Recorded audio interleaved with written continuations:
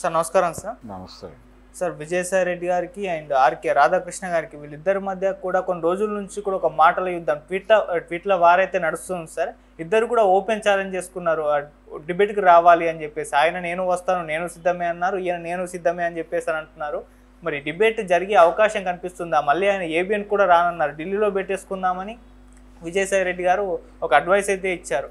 మళ్ళీ వీళ్ళ మధ్య డిబేట్ జరిగే అవకాశం ఉందా? ఏ అంశాల మీద ప్రధానంగా వీళ్ళు డిబేట్ చేస్తారు? మీరు దీని గురించి ఏం చెప్తారు సార్? అంటే కేంద్ర ప్రభుత్వ నిఘా సంస్థలకి మనం అప్లికేషన్లు పెట్టుకుందాం అన్నాడు ఆయన. దరఖాస్తు చేసుకుందాం. దరఖాస్తు దేనికోసం? నా సంపాదనకి సంబంధించి, నా ఎదుగుదలకి సంబంధించి ఏవైనా అక్రమాలు జరిగాయా నా ఈ ప్రయాణంలో అనేది దర్యాప్తు చేసి నేరాలని ఒకవేళ నేను నేరాలు చేశానని ప్రూవ్ అయితే నన్ను కస్టడీలోకి తీసుకోండి, నా ఆస్తులు జప్తు చేయండి అని స్వచ్ఛందంగా ఇద్దరం వెళ్ళి దర్యాప్తు సంస్థలకి మొరపెట్టుకుని దర్యాప్తు చేయించుకుందాం. అంటే అనారోగ్యం వచ్చినప్పుడు ఏదన్నా హెల్త్ బాగోకపోతే బాడీ చెకప్కి వెళ్ళినట్టు అలా మనం ఇద్దరం కలిసి వెళ్ళి చెకప్ చేయించుకుని వద్దాం అనే పరిస్థితుల్లో మాట అన్నాడు ఆయన విజయసాయి రెడ్డి.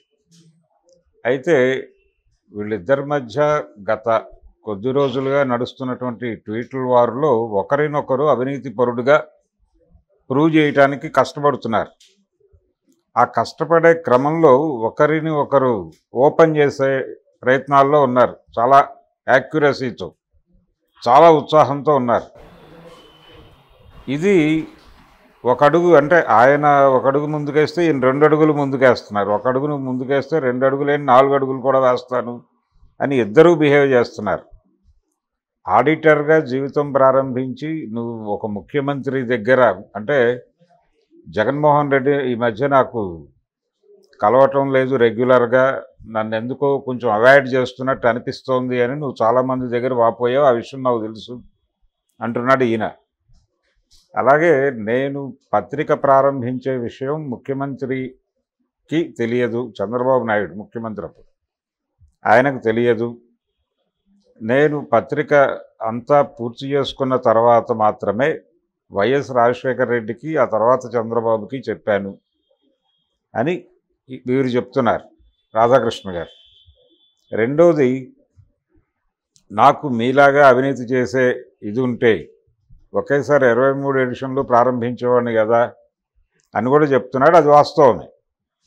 అంటే సాక్షి ఎలా ఏర్పాటైంది, ఎంత బిగ్ స్కేల్లో లాంచ్ అయింది అనేది, అంటే అధికారం ఉంది. అప్పుడు వైఎస్ రాజశేఖర రెడ్డి గారి చేతిలో అధికారం ఉంది.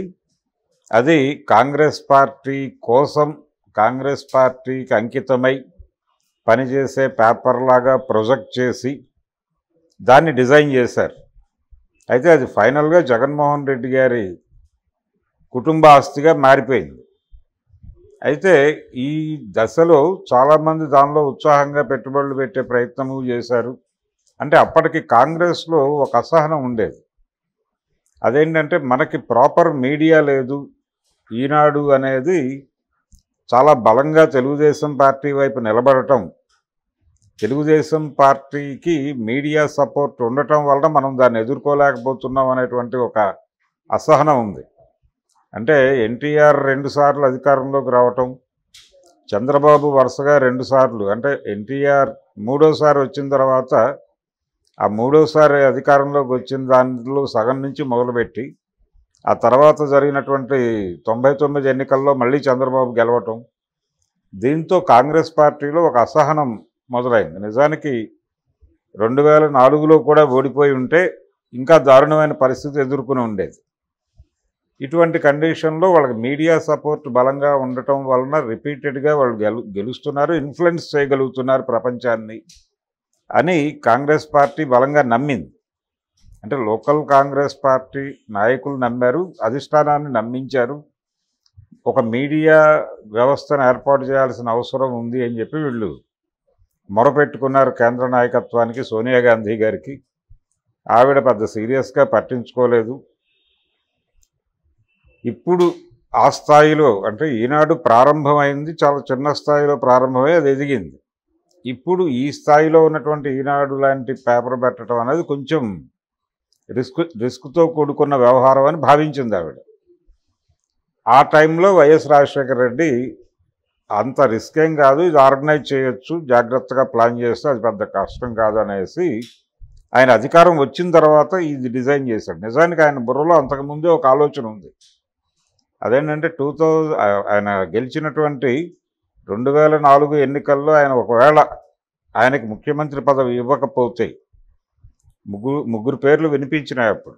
ఆ ముగ్గురులో ఎవరికైనా ఇచ్చి తనకి ఇవ్వకపోతే అప్పుడు కాంగ్రెస్ పార్టీ నుంచి బయటకు వచ్చి ఒక ప్రాంతీయ పార్టీ ఫ్లోట్ చేసి అక్కడి నుంచి తన రాజకీయ ప్రస్థానాన్ని ముందుకు తీసుకెళ్ళాలి, దాన్ని ప్రమోట్ చేయడం కోసం ఒక పేపరు ఛానల్ ఆర్గనైజ్ చేయాలని కూడా ఆయన బుర్రలో ఉంది. అయితే లక్కీగా ఆయనకి అధికారం వచ్చింది. ఆయన్నే ముఖ్యమంత్రిగా సీల్డ్ కవర్లో పంపించారు అక్కడి నుంచి. సో తన బుర్రలో ఆల్రెడీ ఉన్నటువంటి డిజైను, పార్టీలో చాలామందిలో ఉన్న అభిప్రాయాన్ని కలిసి ఛానలైజ్ చేసి ఆయన సాక్షి అనేటువంటి ఒక వ్యవస్థని నిర్మించాడు. ఈ నిర్మించటం, ఈ డిజైనింగు, తర్వాత దానిలోకి వచ్చిన పెట్టుబడులు ఎలా వచ్చినాయి అనేది అందరికీ తెలుసు. దాదాపు ఇదే ఇంకొక స్కేల్లో ఆంధ్రజ్యోతి దగ్గర కూడా జరిగింది. ఇద్దరు రెండు వైపులా జరిగింది అవినీతే చాలా స్పష్టంగా. ఇక్కడ ఒకరు కష్టపడి ఇటుక పేర్చుకోవటం, ఇంకొకరు గాల్లో నుంచి డబ్బులు పుట్టించడం అనేది జరగల. రెండు వైపులా ఏదో ఒక స్కేల్లో ఏదో ఒక అవినీతి జరిగింది. ఈ అవినీతి అంటే అవినీతి అని అంటున్నారు కానీ నిజానికి ఇది అవినీతి కింద కూడా రాదు. ఒక రకమైనటువంటి లైజానింగ్ జరిగింది. అంటే నీకు ఒక కాంట్రాక్టు లేకపోతే మరొక ప్రయోజనము ప్రభుత్వం నుంచి కల్పించినందుకు గాను, నిన్ను అక్కడ ఫెసిలిటేట్ చేసినందుకు గాను నువ్వు చెల్లించినటువంటి లైజానింగ్ ఫీజు ఇక్కడ షేర్లు కొనటమో లేకపోతే పెట్టుబడి పెట్టడమో జరిగింది. సో దీన్ని అవినీతి అని వాళ్ళు అనుకోవట్లేదు, వీళ్ళు అనుకోవట్లేదు. కాకపోతే అవతల వాళ్ళు యువతల వాళ్ళ మీద ఆరోపణలు చేసినప్పుడు అవతలవాడు చేసింది అవినీతిగాను, తాను చేసింది నీతిగాను అనిపిస్తుంది. అలా అనిపించడం వలన ఇద్దరు రోడ్డు మీదకి వచ్చేసి ఆయన గొడ్డలు ఈయన ఇప్పుతున్నాడు, ఈయన గొడ్డలు ఆయన ఇప్పుతున్నాడు. ఇలా పరస్పరం ఈ డిస్కషను ఢిల్లీ లెవెల్లో పెట్టుకుందాం అంటే ఈయనేమో రమ్మంటున్నాడు డిబేట్కి, తన ఛానల్కి. డిబేట్కి వచ్చిన తర్వాత ఆ లైవ్ కావాలంటే మీరు సాక్షిలో కూడా ఇచ్చుకోండి, నేను పర్మిట్ చేస్తాను అంటున్నాడు. ఈయన ఆఫర్ ఇచ్చాడు. అలా కాదు, నీ ఛానల్కి నేను రావడం ఏంటి, మన ఇద్దరం కలిసి బహిరంగంగా ఇంకెక్కడైనా డిబేట్ పెట్టి దాన్ని ప్రపంచంలో ప్రతి ప్రసార మాధ్యమం లైవ్ ఇచ్చేలాగా చేద్దాం అనేది ఆయన చెప్తున్న మాట. ఇదేది జరగదు. కాకపోతే ఈ ట్వీట్ల యుద్ధం నడుస్తుంది. ఎవరి మద్దతుదారులు వాళ్ళకి పోగుపడ్డారు, ఎవరి మద్దతుదారులు వాళ్ళకు అనుకూలంగా ఆల్రెడీ వ్యాఖ్యానాలు మొదలుపెట్టేశారు. ఇక్కడ ఎవరు సచ్చీలురు లేరు. ఇద్దరూ కూడా వారి వారి ప్రయాణంలో వాళ్ళ పద్ధతిలో వాళ్ళు డిజైన్ చేసుకుని ఎదిగారు. అంటే విజయసాయిరెడ్డి కంటే కూడా కంపారిటివ్గా విజయసాయిరెడ్డిని సపోర్ట్ చేస్తున్నటువంటి పార్టీ, ఆ పార్టీకి మద్దతుగా నిలబడినటువంటి మీడియా సంస్థలు అవి డిజైన్ చేసినట్లుగా ఆంధ్రజ్యోతి డిజైన్ కాల, అది వాస్తవం. అంటే ఇక్కడ ఈయన కష్టము, ఈయన కృషి ఉంది.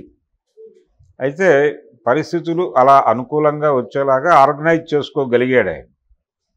చేసుకోగలిగాడు, పెరిగాడు. అలాగే ఇంకొక మాట మాట్లాడుతున్నాడు ఆయన రిపీటెడ్గా ఈ మధ్య ఈ డిస్కషన్లో. గత ప్రభుత్వాలు రెండు, అంటే ఇక్కడ కేసీఆర్ అక్కడ జగన్ ఉన్నప్పుడు చాలా సఫర్ అయ్యాం మేము, ఆర్థికంగా చాలా ఇబ్బంది పెట్టారు. ఒక దశలో జగన్మోహన్ రెడ్డి నాకు ఒక ఆఫర్ ఇచ్చాడు, ఎంత కావాలి అని అడిగినప్పుడు నేను మీరు ప్రజాస్వామికంగా పరిపాలించండి చాలు అన్నాను తప్ప నేను అడగలేదు. అడుగుంటే కనుక నాకు అది వచ్చేసేది, అది పెద్ద ఇష్యూ కాదు, నీకంటే చాలా పెద్దవాడిని అయ్యేవాడిని నేను, కానీ నేను అలా అంగీకరించలేదు, నేను విలువలకు కట్టుబడి ఉన్నాను అని చెప్తున్నాడు. అయితే ఇబ్బంది పడిన మాట వాస్తవమే.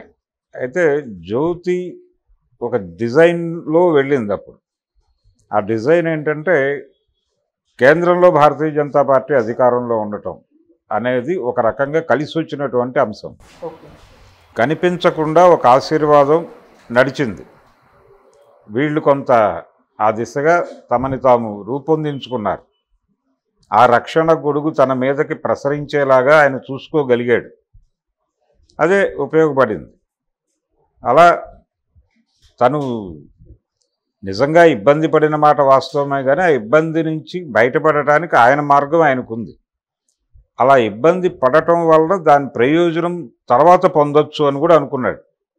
అది జరుగుతోంది ఎలాగో. ఇలా ప్రతి సందర్భంలోనూ తను ఎలా బయటపడాలి, దీని నుంచి ఎలా మనం రెట్టించిన ఉత్సాహంతో ముందుకెళ్ళాలి అనేది ఆయనకు ఒక ప్రోగ్రాం ఉంది. ఆ ప్రోగ్రాం ఏ వ్యాపారస్తుడికైనా ఉంటుంది. ఇది మీడియా యుద్ధంగా చూడక్కర్లేదు. ఇది ఖచ్చితంగా రెండు వ్యాపార సామ్రాజ్యాల తాలూకా యుద్ధం అంతే. ఆ యుద్ధంలో భాగంగా నువ్వు ఇంత అవినీతి చేసావంటే నువ్వు ఇంత అవినీతి చేసావని మాడుకున్నారు. ఇద్దరు చేసింది ఒక రకంగా తప్పే. కాకపోతే దీన్ని సమర్థించుకోవటానికి లైజానింగ్ కిందకి తీసుకురావచ్చు. అప్పుడు వీరు చేసినవి తప్పులు కాదు, వారు చేసినవి తప్పులు కాదు. ఎవరూ తప్పులు చేయలే. ఎవరి పద్ధతిలో వాళ్ళకు ఉన్నటువంటి శక్తి సామర్థ్యాలను ఉపయోగించుకుని ఈ రకమైనటువంటి సామ్రాజ్యాలు నిర్మించుకోగలిగారు. అంటే మార్కెట్ ఎకానమీ లక్షణమే అది. మార్కెట్ ఎకానమీ లక్షణం ఏమిటంటే పరుగు పందెం వ్యవస్థ మంది. ఈ పరుగు పందెం వ్యవస్థలో ఎవడు పరిగెట్టగలడో వాడు ముందుకెళ్తాడు, పరిగెట్టలేని వాడు కనుమరుగైపోతాడు. ఇది సిద్ధాంతం. ఇక్కడ విలువలు అవి లేవు. అవన్నీ ఉన్నాయని భ్రమ కల్పిస్తారు అంతే. అవి ఏవీ లేవు. స్పష్టంగా నువ్వు పోటీలో పాల్గొని గెలవగలిగితే బతుకుతావు, గెలవలేకపోతే మరణిస్తావు అంతే. యాజ్ సింపుల్ యాజ్ దట్ అంతే. అదే సిద్ధాంతం మీద నడుస్తోంది. అప్పుడప్పుడు అవతల వాడిని విమర్శించాలనుకున్నప్పుడు విలువలు అనేది పట్టుకొచ్చి మాట్లాడతారు. వీరి మీద వారు విలువల అస్త్రం ప్రయోగిస్తే వీరు కూడా వారి మీద విలువల అస్త్రమే ప్రయోగించి వలువలు ఊడ్చుకుని రోడ్డు మీద నిలబడి మాట్లాడుకుంటున్నారు. అది జరుగుతున్న వ్యవహారం. ఇది చూస్తే నిజంగా హాస్యాస్పదమైనటువంటి గొడవగానే కనిపిస్తుంది. కాకపోతే ఇది వీళ్ళిద్దరూ కలిసి కూర్చుని మాట్లాడుకుంటారని నేనైతే అనుకోవడం లేదు. చాలా స్పష్టంగా ఇది ఇంకొక వారం రోజులు కొనసాగుతుంది. ఆ తర్వాత ఎవరి గోల్లో వాళ్ళు పడిపోతారు. నిజానికి ఆయన ఒక ఛానల్ పెడతానన్నాడు ఆ మధ్య, విజయసాయి రెడ్డి గారు. వారించారు నన్ను, గతంలో ఇంతకు ముందే పెట్టుండేవాడిని, అప్పుడు వారించారు, ఇప్పుడు ఎవరు వారించినా వినను నేను పెట్టేస్తానన్నాడు ఆ మధ్య. ఆయన మీద ఒక సెక్స్ స్కాండల్ వచ్చిన రోజున. ఆ తర్వాత మరి ఎందుకనో ఆయన వారించినట్టున్నారు. మళ్ళీ ఆ ప్రస్తావన ఎక్కడ చేయట్లేదు ఆయన. కాకపోతే ఆ టైంలో కొంత సన్నాహాలు జరిపేటువంటి ప్రయత్నం అయితే చేశాడు. ఫైనల్గా అది ఆగింది. ప్రస్తుతం తన రాజకీయంగా తన ఉనికి చాటుకోవడానికి ఆయన కష్టాలు ఆయన పడుతున్నాడు. ఆడిటర్గా నేను ఎదిగాను అని చెప్తున్నాడు. ఓకే, అంటే ఆయన లెవెల్లో ఆయన చేయగలిగినటువంటి పొలిటికల్ ఇన్ఫ్లుయెన్స్ ఖచ్చితంగా ఆయన ఒక పార్టీకి చాలా దన్నుగా ఉన్నాడు. కొన్ని కష్టాలు కూడా పడ్డాడు. 12 నెలలు జైల్లో ఉన్నాడు. ఆ టైంలో ఆయన మీద కొంత బురద జల్లే ప్రయత్నం వీళ్ళు చేశారు. బురద కాదు, వాస్తవంగా ఉన్నవే రాసే ప్రయత్నం చేశారు. వీళ్ళ మీద వాళ్ళు రాశారు. ఇది టోటల్గా ఒక లిబరలైజ్డ్ ఎకానమీలో రెండు వ్యాపార సామ్రాజ్యాలు ఎలా ఏర్పడతాయి, దీనికి సంబంధించి జాగ్రత్తగా చదువుకుంటూ ఉంటే ఈ వివాదం అంతా, ఇది కూడా ఒక ఐ ఓపెనరే ప్రపంచానికి. కాబట్టి దీన్ని జాగ్రత్తగా స్టడీ చేస్తే ఈ సమాజంలో ఎలా ఎదగాలో మనకు అర్థమవుతుంది. దానికి దీన్ని ఒక కోర్సుగా తీసుకుని అధ్యయనం చేయాల్సిన అవసరం అయితే పిల్లలకు ఉంది. ప్రతిదీ ఇలాంటి కార్పొరేట్ వివాదం ఏదైనా కానీ జాగ్రత్తగా అధ్యయనం చేయదగినటువంటి వ్యవహారమే. ఏదో తిట్టుకుంటున్నారులే మనకెందుకో అనుకోకూడదు.